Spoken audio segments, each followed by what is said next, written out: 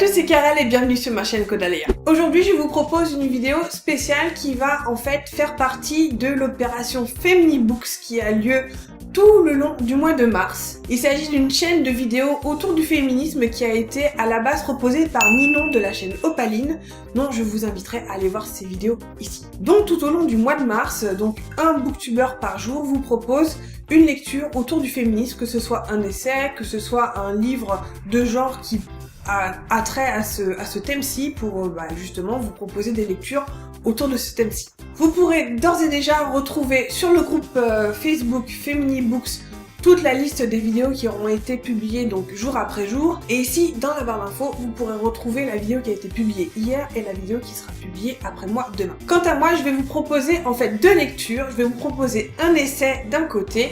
Il s'agit de The Feminine Mystic de Betty Friedan, qui a été traduit en français par La Femme Mystifiée. Et en deuxième lieu, je vous proposerai deux romans de fantasy écrits par Mercedes Laquet et qui ont pour thème justement le féminisme. On commence tout d'abord avec un essai écrit par la féministe américaine Betty Friedan qui s'appelle The Feminine Mystic et qui a été traduit en français sous le nom de La Femme Mystifiée. À la base, c'est un best-seller qui a été traduit dans plus de 13 langues et qui a pour but de dénoncer la pression culturelle exercée par les psychologues freudiens, par la publicité et par les magazines féminins. Alors pour petite info, ce livre aussi, je l'ai lu en fait il y a une bonne dizaine d'années. C'était dans le cadre de mon mémoire à l'époque où j'étais à la fac.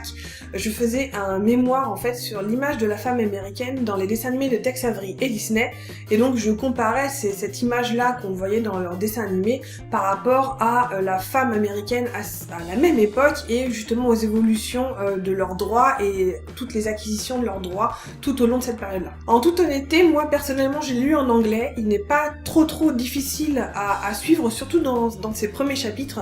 Toute la partie où elle analyse justement tout le problème que pourrait apporter la psychologie et la psychanalyse freudienne est un petit peu plus complexe, mais je trouve que globalement c'est quand même un essai qui est, je pense, assez facile à saisir. Donc il a été traduit en français, mais je vous avoue que je ne sais pas s'il y a une traduction ou s'il y a une édition récente que vous pourriez facilement trouver en bibliothèque ou en librairie. Toujours est-il, comme c'est un best-seller, il y a quand même des chances que vous puissiez le trouver. Alors cet essai a cela d'intéressant, c'est que Betty Friedan, qui était donc une femme au foyer, comme il y en avait des millions à l'époque dans les années 60 aux États-Unis, c'est une femme au foyer qui vit donc dans une maison avec les white picket fence, dans une grande maison pendant que le mari est au travail, qui n'a en fait dans sa journée qu'à s'occuper de sa maison et de ses enfants et de son mari quand il rentre de son travail. Elle, Betty Friedan, est évidemment une femme au foyer, mais elle travaille à côté. En fait, elle écrit des articles pour les magazines féminins de l'époque.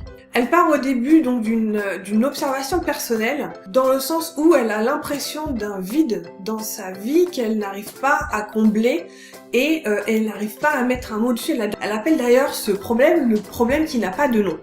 Donc elle va essayer d'analyser ce problème-ci et va ensuite justement essayer de comprendre si elle est la seule à le vivre ou si parmi ses amis, parmi le groupe de femmes qu'elle côtoie au fur et à mesure et tout au long de sa vie, si elles aussi ressentent la même chose. Et en fait, elle se rend compte que oui, ces femmes-là se sentent aussi vides, elles sentent quelque chose comme si c'était des enveloppes vides, des coquilles vides, et elles n'arrivent pas à mettre un mot dessus, à comprendre pourquoi elles ressentent ça, d'autant plus que justement, toute la société, les magazines, la publicité, vraiment tout dans la société leur dit que c'est leur vie et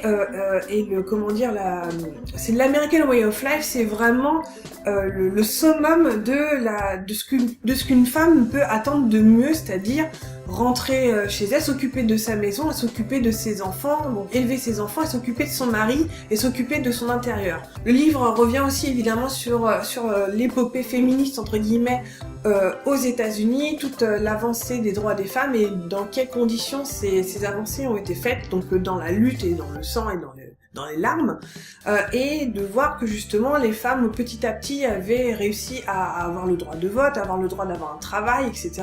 Et de se rendre compte qu'à partir des années 40-50, il y avait un retour justement des femmes vers le foyer et voilà, ce livre essaie de comprendre pourquoi il y a eu ce retour en arrière, comprendre pourquoi ces femmes dans les années 30, 40, 50 faisaient des études supérieures, aller voilà, au lycée, jusqu'au collège, et à un moment décider dans leur vie, ou ont décidé pour elles que voilà, il était temps d'arrêter, il était temps de retourner à la maison pour se marier le plus vite possible, avoir des enfants le plus vite possible, et justement d'acquérir cette vie qu'on leur disait être la meilleure vie pour elles. Toujours est-il que justement cette vie pour elles, elles ne s'en satisfont pas, et elles n'arrivent pas à savoir pourquoi. Et voilà, ce livre-là part de cet état des lieux-là, et de se dire que ce n'est pas une impression seule, que chaque femme a l'impression toute seule dans sa cuisine de ressentir, c'est vraiment quelque chose de plus général. Donc au fur et à mesure du livre, elle va développer donc des analyses autour de ce que développe la société, développe la pub aussi,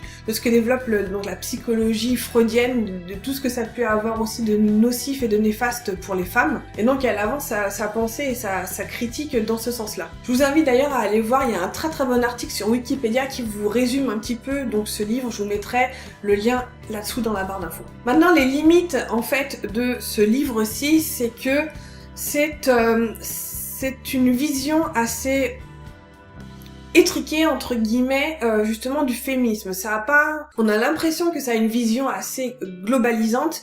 Toujours est-il qu'en fait il s'agit plus d'une vision du féminisme qui est quand même très blanc, qui est quand même assez aisé, qui est vraiment en fait réservé à ce que vivent ces femmes pour de vrai, mais qui exclut aussi beaucoup de femmes qui sont pauvres, qui sont pas forcément blanches, qui sont pas forcément catholiques ou chrétiennes, et donc voilà, donc ça met de côté tout ce que éventuellement les femmes afro-américaines ou les femmes latinos ont pu vivre aussi, donc en plus de leur difficulté d'être femme, mais aussi de leur difficulté d'être femme et de minorité. Donc voilà, c'est pas non plus un essai très intersectionnel, mais je pense que je suis pas sûre, après je peux très bien me tromper, hein, mais je ne pense pas, c'était peut-être pas un courant déjà à l'époque de faire une intersectionnalité féminine. Donc c'est quand même une vision qui est très féministe, blanc et assez aisé. Toujours est-il, il se fait que, j'ai trouvé quand même des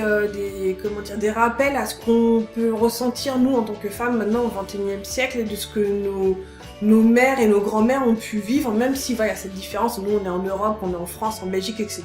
Ce sont des femmes donc aux États-Unis qui ont vécu ça, mais voilà.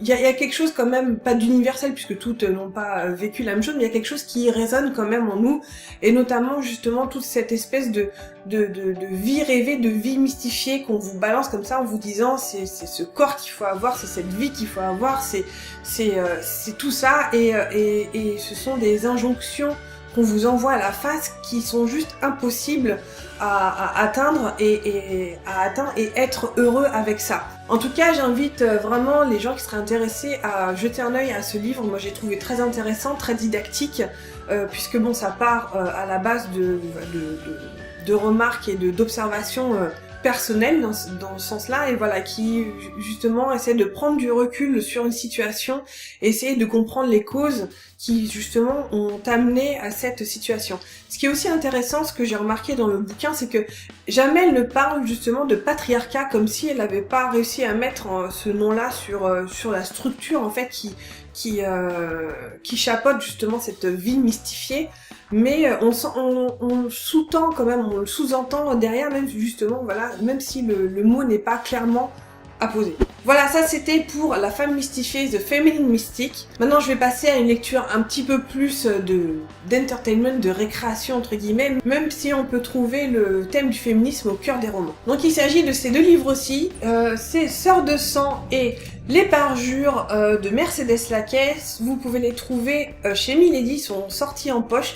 Bande de vénards, parce que moi quand je les ai découverts à la bibliothèque dans leur ancienne édition, et ils étaient plus du tout édités à l'époque quand j'avais voulu les acheter pour moi, et donc je ne les avais pas trouvés. Il a fallu que je les achète en anglais parce que c'était le seul moyen pour moi de les avoir, et heureusement un jour Milady a eu la bonne idée de les ressortir en poche dans leur édition, donc dans leur édition de fantasy en poche, donc vous pouvez plus facilement les trouver aujourd'hui. Ces deux livres-ci font partie d'une saga. Vous avez donc ces deux livres-ci, il y a un troisième mais qui est en fait plus un recueil de nouvelles qui se greffe à ces deux livres-là.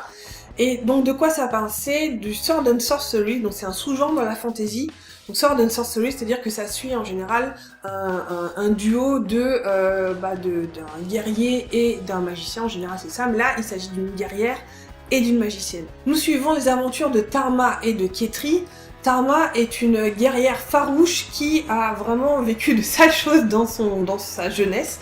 Elle vient d'une tribu qui a été complètement décimée par une bande de brigands qui ont tout détruit sur leur passage, qui ont violé les femmes, je passe un petit peu les détails, et qui l'ont laissée pour morte, au milieu de ces huttes qui étaient en train de brûler. Elle réussit à survivre et elle a pour idée vraiment de retrouver ces brigands et de leur faire payer la monnaie de leurs pièces. Et de l'autre côté, on a Ketri, donc la deuxième du duo. Ketri qui est une femme qui, pour fuir un mariage forcé, en fait entre dans une école de magie et qui va en sortir donc une puissante magicienne. Et il se trouve que Ketri est en fait dépositaire d'une épée magique qui s'appelle Besoin. Et cette épée magique a pour caractéristique de forcer entre guillemets, enfin c'est pas forcer mais disons que sa dépositrice, donc c'est la femme qui a cette épée là, a pour obligation de venir en aide à des femmes en détresse.